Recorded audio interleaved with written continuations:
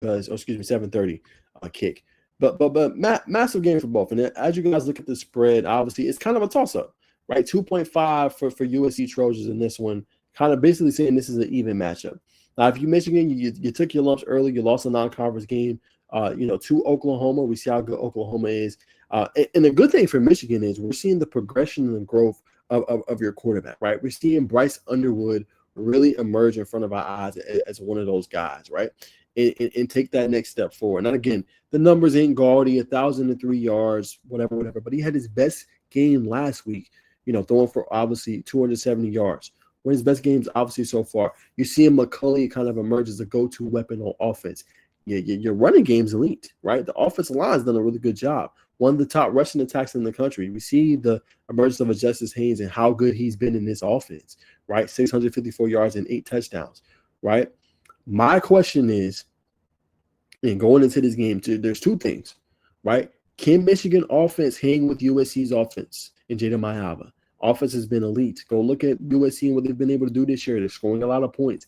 Can they hang with them, right? And then if the offense struggles, can the Michigan defense, which is really good, can they slow down enough USC to where the game doesn't get out of hand, right? Those are some big questions to answer going into this game. But I do like how Bryce Underwood has looked. If you Michigan play ball control, the stopper of a good offense obviously is a good defense, but you want to play ball control. You want to play time of the possession game and keep the ball away from them. Now, we've seen Haynes. He's hit on obviously a bunch of explosives, but it's getting those tough, gritty yards, the 4 or 5 yards, a carry, being able to extend drives on 3rd and 1 or, 3rd and 3, whatever it may be. So that's going to be the key for them if they want to come out with a win. They're going to have to be able to keep the ball away from Mayava because that's a one hitter. With Mayava and his talent, what he's been able to do, probably one of the least talked about guys in college football with how good he's been this year. You look at the stats, 11 touchdowns, 1 interception this year. He's been doing his thing. He's been efficient with the football in his hands. He's been able to obviously play at a high level. So, he's doing good. They have a decent rushing game, obviously, with Jordan, 537 yards rushing this year. But the guy is Mekhi Lemon.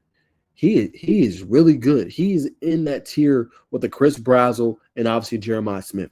Those are the top receivers right now in college football, in my humble opinion. Those 3 right there. You name me 3 better wide receivers than them 3. And then I'll meet you at the door. Those are the top guys. So can that secondary for Michigan slow down Mekhi Lemon, right? Will they run cloud coverage to his side? Will they double him? Will they have a safety over the top, right? Or will they gear up to stop the run? So it's some big questions in this one. And like I said, if you Michigan, you shouldn't really struggle. We've seen this USC defense struggle, right, against a Luke Altmaier, Illinois, right? We've seen them struggle and give up a lot of points. So you should be able to do your thing. But if you struggle in this game and USC defense has their way, it could be a long game. Nonetheless, I like USC. I do like their ability to throw the ball. But I got some trust in Bryce Underwood. I took him before against Oklahoma, and unfortunately they lost. But I think his emergence and how well he's continuing to play, taking them steps forward, getting in a rhythm, got his coach back the last few games. I think Underwood's here to stay. I think Underwood's going to have a big game. I think his numbers are going to continue to climb and get better and better. So I'm going with, obviously, Michigan in this one. Massive win for the Wolverines. I'm going to go 24-20. I think it'll be a close game, but I think he's going to make the plays necessary late in this one in order to help lift Michigan past USC. But it should be a massive game for both teams. But I'm going with, obviously, the Wolverines to come out on top and obviously win this game. So we'll see who wins, but I'm going, obviously, with Michigan. All right, let's hit the next one.